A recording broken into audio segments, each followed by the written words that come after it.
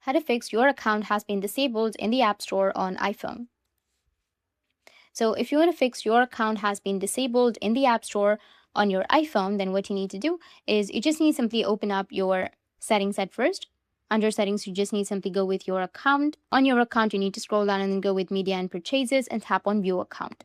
Now under view account, you need to go with purchase history or just simply go with manage payments at first.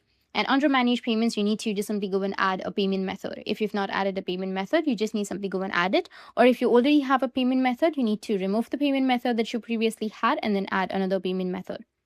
Once done, your problem might be fixed. If that doesn't fix your problem, then you need to go with sign in and security, enter your iPhone password or your face lock, and make sure that your primary email, your phone number, everything is correct, and then make sure to change your password as well.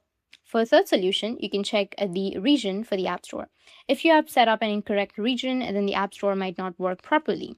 So to check that, what you need to do is just simply scroll down a bit and then again go with media and purchases, go with the view account option. Now tap on country and region, and from here you can just simply go and change your region. And after changing your country or your region on your App Store or on your settings on your account, your problem might be fixed. That's it, and if you have any questions, feel free to comment below. Thanks for watching.